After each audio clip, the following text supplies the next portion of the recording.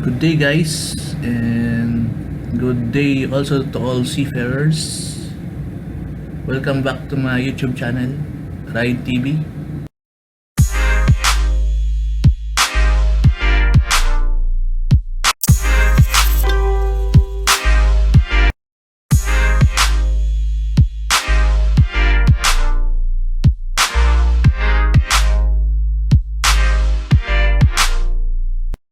And for today's vlog, nandito po tayo ngayon sa aircon room. At ito ang aming aircon unit, which is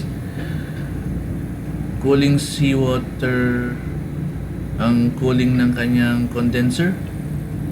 So papakita namin sa inyo ngayon kung paano kami maglinis ng aming condenser. But before that, ipa-pump down muna natin ang ating unit.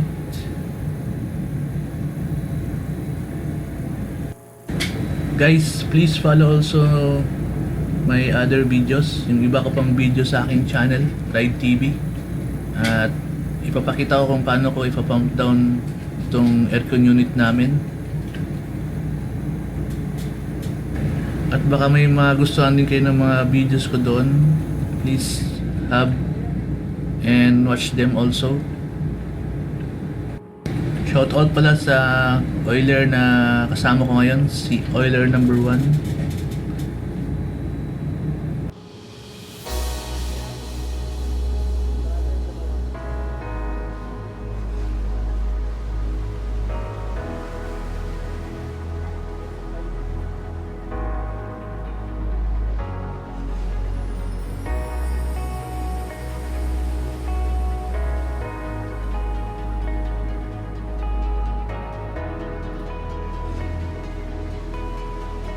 So yan guys, i-close na natin yung inlet tsaka outlet or supply ng ating condenser cooling na seawater.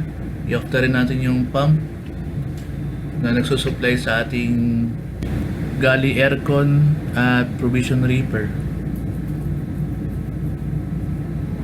Yan, umpisahan natin yung paglilinis guys.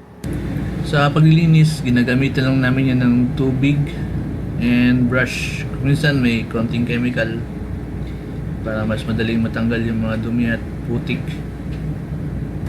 At sa bago ibalik yung takip ay magpapalit na rin tayo ng mga sacrificial anodes, yung mga yan, at gasket.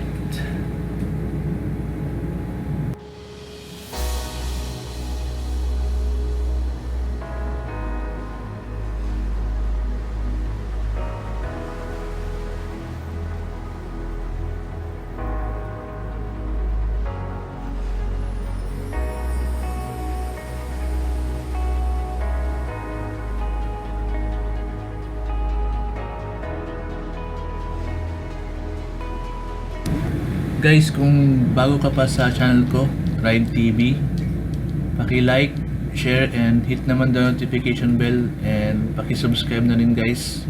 And also, thank you for watching. See you again guys on my next video.